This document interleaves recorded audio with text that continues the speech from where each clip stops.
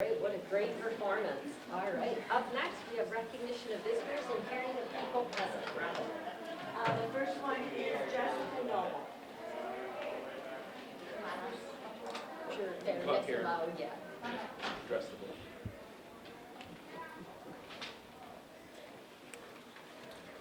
Members of the board and Dr. Vanderjack, thank you again for your presence this evening, taking the time to hear public comment. Thank you for the time you have invested in advocating for additional measures to be put into place regarding books within the HBS system. Before going further, I would like to give time for anyone here who may be triggered by references to physical abuse or sensitive to that, or young children to step out of the room. I do believe there is a lot more work to be done in the HBS book arena for the mental health of our children. In 2001, the U.S. Department of Health and Human Services Child Maltreatment Report, and these will all be quoted in here that I'll send later so you can reference them. Each year, more than 3 million children are reported to authorities for abuse or neglect in the U.S. About 1 million of those cases are substantiated.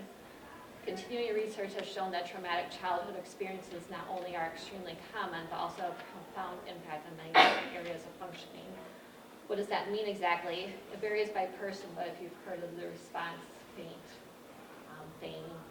fawn, freeze, it may not even be visible to another person. When a person is exposed to reminders of trauma, sensations, physiological states, images, sounds, situations, they tend to behave as if they were traumatized all over again, as a catastrophe. With research showing this to be true, why are we submitting our kids to books like free lunch?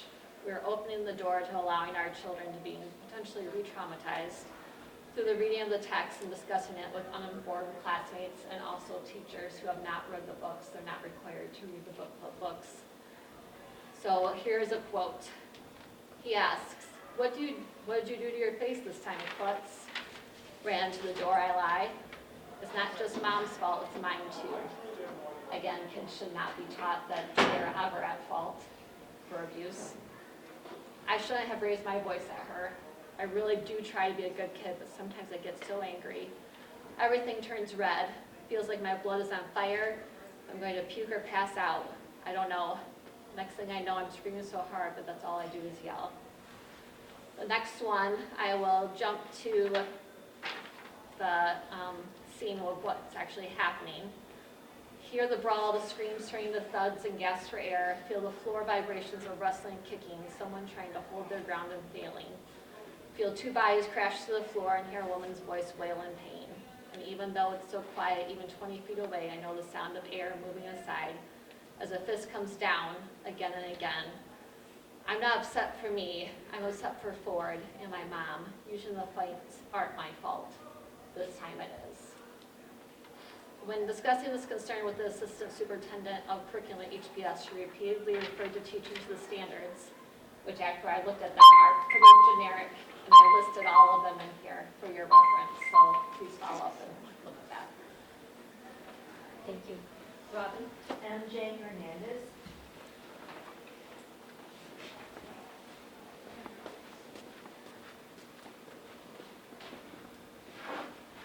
Good evening. I've been here before, stressing the importance of listening, supporting, and advocating for all students in our district. However, it needs repeating that we have a variety of students in this district, those who are not white, straight, cisgendered Christian males. 2 months ago, you heard my brave friend Tierney talk about one of her friends who's non-binary. Let me assure you that this student is not the only non-binary student in the district. They are one of many who do not fit Hudsonville's previous norm. What I'm about to say is something I hope everyone in this room agrees on. A hungry student is not a student who can learn to their full potential. There are many academic peer-reviewed studies that have proven this to be true. The physical condition of a student's body impacts their ability to learn. It is why districts offer breakfast for students before school begins. This was not always the norm, however, we adapted as we learned how to better meet the needs of our students. Does every student in our district need a school-provided breakfast? No. I'm sure there are many students who eat at home or grab something on the way out the door. However, there was a research-based solution to a problem that some of our population faced, and we changed how we operated because of it. As a middle school and high school teacher for 14 years, I can tell you that physical hunger is not the only thing that affects the student's ability to learn.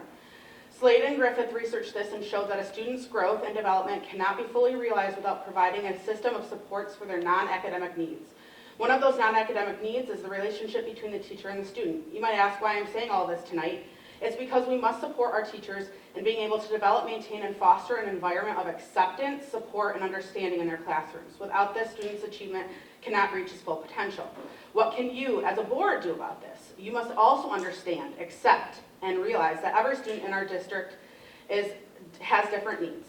You might understand the needs of one student, but that does not mean that all students need the same thing. To remove books from the library because of your Christian beliefs, to remove a ruler curriculum that helps educate, accept, and love differences in students because you falsely believe it's CRT and indoctrination, to push teachers who support students in marginalized communities out because they feel targeted, but to keep the teacher who has a Bible on her desk and a cross around her neck. These are all lines that should not be crossed by a group of people who have little to no experience in a K-12 classroom. This is why, yet again, I'm asking you to trust in the professionals who have experience and training in our district. The teachers who run their classrooms, the librarians who know their books, the superintendent who has many years of teaching and leadership himself. Please come out of your echo chambers and listen to the many people in this community who are begging you to think outside of your own experience and look inside the lives of the non-binary 5th grader, the Hispanic EL 3rd grader, the black high schooler, the special needs 8th grader. Get to know their lives before you make snap judgments that you think is best for all of them based on your limited lived experience. David Bender.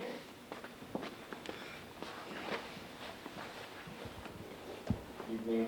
I'd like to thank you all for serving. Appreciate the sacrifice that it takes to be here and to do the job that is often thankless.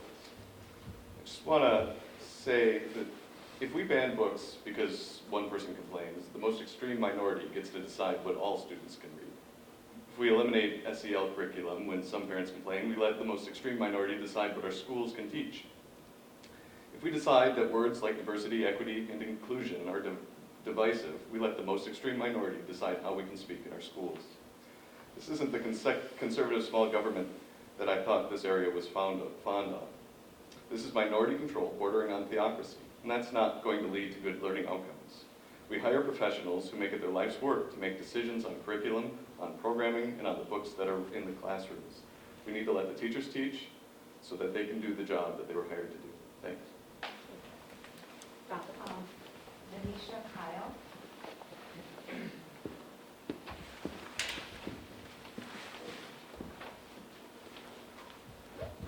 Thank you for having me. I'm going to kind of make this short and sweet. Stop banning books.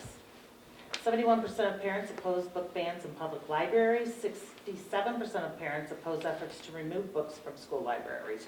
You spend a lot of money to make sure that loud group of parents could censor their own children. I can respect putting this into the hands of the parents. It's a personal parenting issue. I respect that. But clearly the board didn't consider how many people were actually planning to use it, as the recent numbers have shown.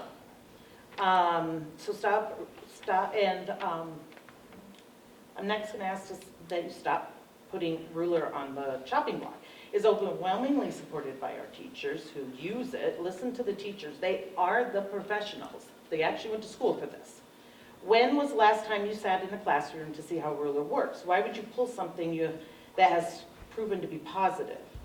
We as a district have already paid for it, and you have nothing to replace it with. Economically, that is not showing good stewardship of our school's money. Furthermore, Hudsonville School District is still in the top 5% of schools in Michigan. Understand, this is due to the teachers, not bans, not the school board. The teachers will stop listening and start listening and respecting the professionals and their feedback.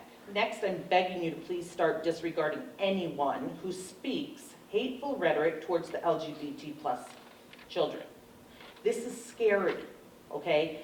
It's not the view of the majority. Please stop giving these horrible, hateful humans your attention. We see you disregard of topics and people we don't agree with, that you don't agree with. What about transparency and concern for all children and their needs? Parents are afraid to show up here to these meetings because they have been threatened, followed out to their cars, and made to feel unsafe, myself included. Show us you denounce hateful, dangerous rhetoric towards children, any children. Show you denounce that. Please. Stop listening to your echo chambers Views like mine are not fringe. We are not a small minority, and we will not go away. We're here for kids, all kids. Like, this is scary to me that I am concerned coming into this room. Who's gonna follow me out? Who's gonna put somebody into a corner when they're going to their car? That's scary to me, and not one of you has denounced them saying the things they say, or said, no, we're not going to hurt children that way. This has been going on too long. Please step up. Please start looking at all the children. Thank you. All right, next up, our action items, our consent agenda. We have a motion to approve. So moved. So moved by Ken, support by Dawn. All in favor say yes. Yes. Consent agenda approved. Moving on to our regular action items.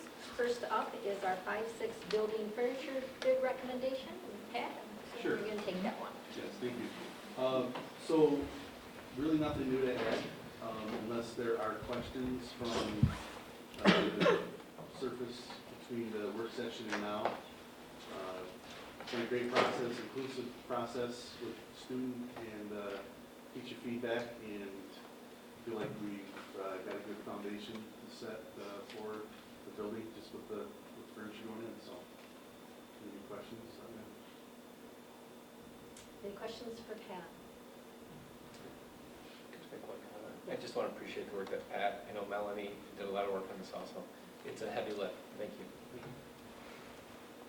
All right, the motion is that the board approve the 5-6 building furniture package for a total of $1,225,226 as presented by Mr. Briggs.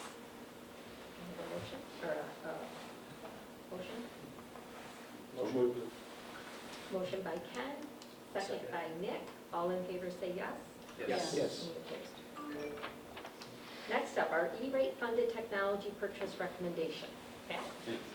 Again, we covered these both in more detail at the work session.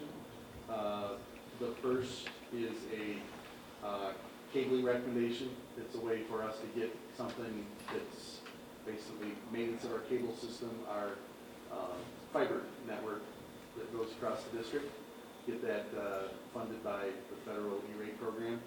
And the second is our department, our technology department has worked real hard to look at everything that we need to go into several of the new buildings. There's power backups, routers, just all kinds of devices. That total is $838,069, and the recommended vendor is Sentinel Technologies. They've done other work for us, and they've been a solid performer.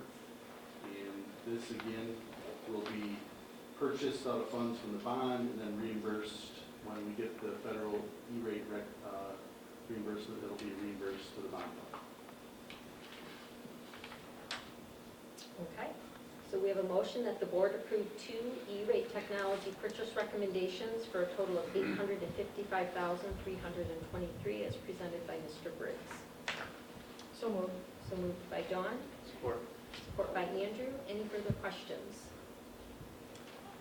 Pat, when would you think, I mean, technology ages more quickly these days, when would you think we'd be out there looking for another upgrade on cable, on, I'm just asking you to look into the crystal ball here. I mean, is it 2 years, is it 5 years, how long have we been with the current system? I guess we'll start with that. Yeah, so I'm not as fun as the other speakers, but it kind of comes down to, if it gets attacked, the system gets attacked by squirrels on the north end of our district. But really, we're really maintaining the system we have right now. So the fiber has a pretty good, unless it's hit by a vehicle, it'll last for quite a while. And it shouldn't need to be, the lines themselves don't really need to be upgraded. Maybe the hardware, the connections will be. So as long as those lines stay in place, they just work. And the line will allow for expansion of broadband and so forth. Which Yeah, bands are we keeping? pretty high bandwidth on the fiber channel. Sometimes it's not all, it'll be like dark fiber, it's not all lit up. Sure. There'll be other strands that can be lit up, but I think the cable we have out there has enough fiber channels that we can expand to meet our needs. There might be more. Dr. Vanderjack and Mike Trulia and our technology department worked on the district-wide radio project, so we may need to add some additional lines to towers, but beyond that, in our buildings, I think our network is, from the fiber standpoint, is pretty solid. Thank you. Between buildings, it's in good shape. It's the end of the buildings that would probably be an upgrade. Yeah, that makes sense. Okay, thank you. Good question, thank you. Any other questions? All right, all in favor say yes? Yes. Opposed, same sign. Motion passes. The middle school science curriculum, Amy. Yeah, so we had the opportunity during the work session to get kind of an overview presentation of the request for the MyStar curriculum, which was also a combination of some teacher-created units to really ensure that we have the vertical articulation and the rigor that we and our teachers have been accustomed to.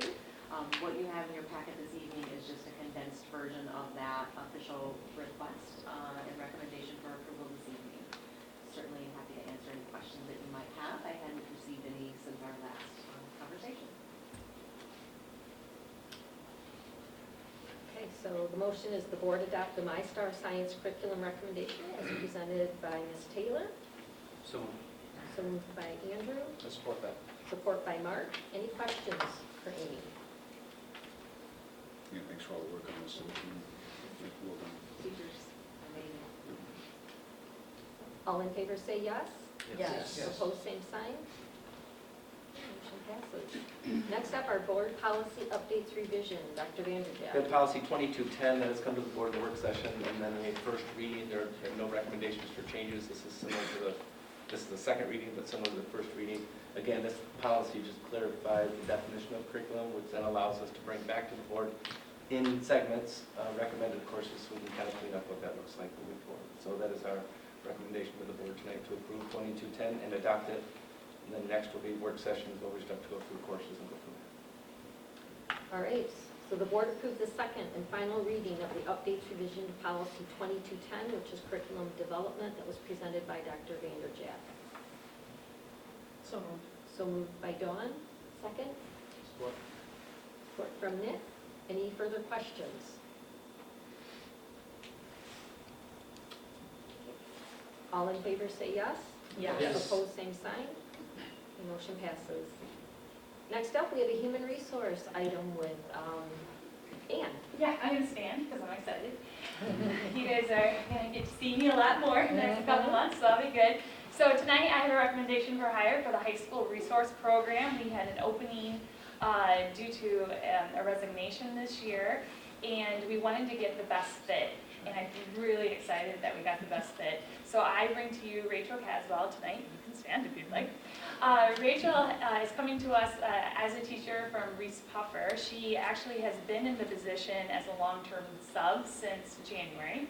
And we were making sure that it was best fit for Rachel, best fit for us, and we're really excited because it is. So Rachel comes to us, she is her third year of teaching. She did resource and CI categorical in Reese Puffer, and now she'll be doing resource here at the high school, and she's already going to coach 8th grade soccer for the middle school, so we're super excited about that as well. So this is my recommendation. All right, so that the board approve the following human resource item, the hiring of Rachel Coswell as presented by Ann. Support. Or, no, so moved. So moved by Andrew. All the above. Just excited. Yes. Second. Support by Dawn. Any questions for Ann? All right, all in favor say yes? Yes. Opposed, same sign? All right, well, welcome Rachel.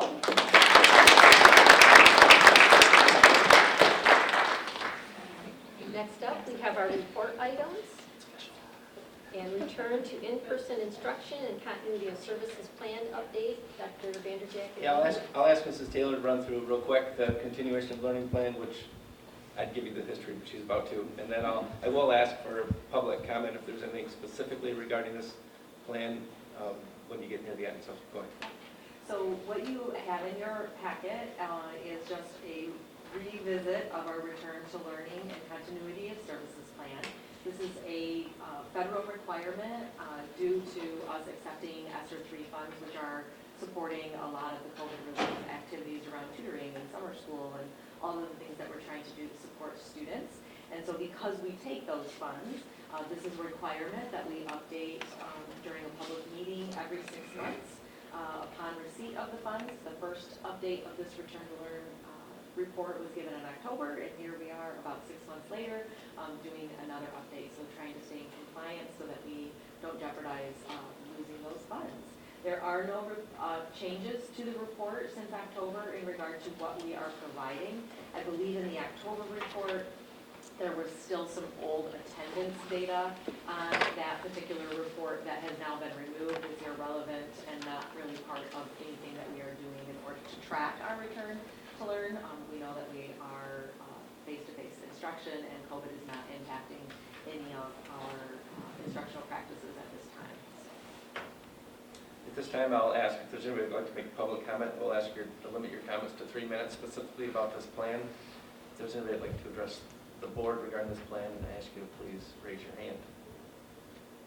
I'm going to wait 3 minutes to see if anybody raises their hand. At this point, there is no public comment regarding their continuation of learning plan. I would like to commend not only Mrs. Taylor, but her staff, our teaching staff, Hudsonville Public Schools, upon completion of the SAT performance this past year, was one of the first districts in Ottawa County to get to pre-pandemic levels regarding their SAT scores. I commend not only our high school staff, which works very hard, but this is a K-12.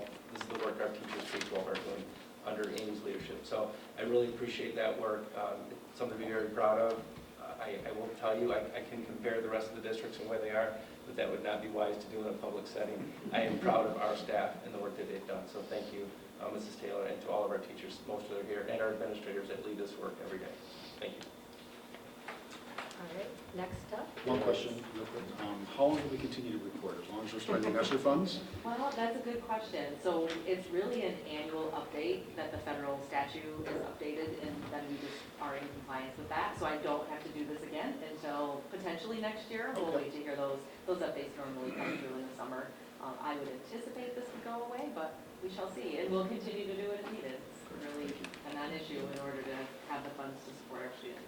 Thank you. I will say, based on the expiration of our ESSER dollars in the fall of 2024, we'll probably have to do this one more time next spring. But if it gets extended 3 more years, we'd be more than happy to do this every year for 3 years if they extend those to the end of 2026 for refunds. Sure. All right, Dr. Vanderchat. I have a short update tonight. I'm not going to go through the construction update. You can see what's going on. And please, I encourage you. I know we've done some visits with the 5-6 building. We did set up visits for incoming 5th and 6th grade parents that will be attending that building. If they'd like to take a walk through that building, we have scheduled visits. Mr. Briggs, Ms. McClure, myself will be taking groups of parents through on the 21st and 22nd. Parents received an email today if they'd like to sign up and working through that process. I do want to thank all the parents that were involved in the focus group work that took place the last 2 weeks. Met with nearly 200 parents that represented nearly 200 students throughout the district, wide range of parents, wide range of a lot of positive comments. I will say the number one comment that came from our community was how amazing our teachers are, and that's just something to be proud of. There is work to do. There is a lot of comments, a lot of suggestions, a lot of things that we need to work on, and we'll discuss that in our upcoming work session. We're preparing a document that gives a summary of the focus groups. Again, these focus groups were simply designed to get feedback from our community, so the survey work that we're going to do with our entire community can be targeted to make sure we're asking the right questions. You may have heard there's legislation about requiring cursive in the buildings. I think I shared that with you last Friday. If that goes through, great. That did not come up in any of our focus groups. It did come up 3 years ago. One of the parents said, my kid does not sign a check. So And then the kids are like, what's a check? So we'll figure that out. But we are looking at trying to, so I will say at our next work session, we have two, one of our main conversations at our next work session is to really dive into that focus group conversation. And you will be receiving copies of student, staff, and community surveys. Most of the staff and student surveys will have pretty tied up and pretty targeted, but we'll have to have a lot of conversation with the community survey. What do you want to hear from the community so that when we do get into this work in the summer to draft our strategic plan, we are asking the questions because we don't want to ask multiple surveys. We have one survey, I'll say we have one shot. We do have more than one. We want to just do it right. So that'll be our main conversation at our next work session. So that's my update. And don't ask about a snow day tomorrow. Don't ask. That was my look. I know. So you opened it. Oh. How do, I mean, can you talk about cursive a little bit? Is that a thing or is it not a thing? Or I know I'm putting you on the spot. With no heads up, I'll admit that. But Yeah, what do you wait, think? So I'm a former elementary teacher, and I think that there's a tremendous amount of value in handwriting. So I taught first grade, so I'll just make some connections since you're putting me on the spot. But I taught first grade, and I think that handwriting, from the ability to then articulate into writing, if I don't know how to make an H, I'm gonna get stuck in my head when I'm trying to sound out words to put them on paper. So I think handwriting has a place. I also think as a mom, I think cursive is important. I think our lobbyist who gives updates at the ISD was talking about some of the hearings, and the person who was really pushing for the legislation was actually reading from a typewritten document, which I find a little funny. So I think cursive has a place. I think handwriting for sure has a place. Okay, thanks. Any other questions for Dr. Vanderjagt? All right, I think this is going to be record time, but I will take a motion for adjournment. You can go around the table. Oh, forgot about that. Mr. Davis. Yes, when I was in 5th grade, we had to do handwriting, and I was abysmal. And so Mrs. Cummings is my teacher, and I thought, I'll show her I can do this. And so I did my penmanship, and she praised me in front of the entire class. So I said to myself, I never need to do it again. I'm all set. Andrew? Just a couple things. Where's Mr. Beal? There you are. So again, thank you for the high school updates. Shout out to the robotics team and the Science Olympiad team. Both did very well in their most recent competitions. The robotics team's going to the World Championship, or one of them is going to the World Championship. So that's awesome. And Science Olympiad, and again, 7 gold medals and just a lot of great work there. It's just really exciting to see the growth of the STEM projects, the STEM activities and programs and so forth from 10 years ago when we kind of started down this journey. And then because it's near and dear to my heart, I'll give a shout out to Drumline, because Drumline took first place in their competition in their division 2 weeks ago, and second place in the overall, where they're competing against higher level bands as well. So shout out to that group as well. So all the good stuff. Thank you. I'll just put a plug in for the musical. I know a few of us up here have children in it next week, so 5 shows. You get to see Mr. Beal up there as well. Dylan Bader. And Dylan. And so you got your lines? Almost. You good? Yeah, I'm going to rush right over there and be adjourned. Reserve the pipes. Yeah. So, but yeah, so next Thursday through Sunday, I'm looking forward to that. And I just want to thank Mr. Dearling. I knew you were here at some point, or maybe you left, over at Jamestown Lower. It was great to go and read to some classes yesterday. I got to read to my niece and nephew, so that was a blast. I think I made the day, so that was cool. Thanks for letting me come. And yeah, the United basketball was really awesome at the middle school. There was one kid, he should not have been playing. He was way too good to be out there. He was a ringer, but when he cashed that 3 ball from the corner, the crowd just went wow. That was really cool. So those are like the really fun parts of this job. So there's a lot of fun parts of this job, but the other day was really fun. So appreciate the opportunities to do that. Just a couple things. I think the performance tonight by the Eagle Claw group is another reminder that our staff is not willing to just do only what they're paid for. And the fact that they're going above and beyond to, again, widen the range of students who have just amazing opportunities. And so, again, thank you over and over to teachers and staff, and for the administration that supports those requests, and the grant writing that brings in some additional funds. I'm just very grateful to see that ongoing just heart of the staff. And also, I don't know if Mr. Hegel is here tonight, but I had a great, awesome packet of thank you notes, and appreciate the fact that their staff in the middle of a busy day took the time to have their students write either a little thank you card or draw pictures. And the fact that some of the teachers commented about the conversations they had with their students about what does a board member do. I kind of would have wanted to have been a fly on the wall because you just don't know what they would say. But yes, thank you for those small tokens of appreciation in a sometimes not so fun task on a regular basis, but thank you so much for that hard work you did. Were any of those in person? There actually were several, yes, there were, especially the teachers. Okay. All right, great. For the record, what is the record for the time? No, Oh. just have a couple of comments before we leave.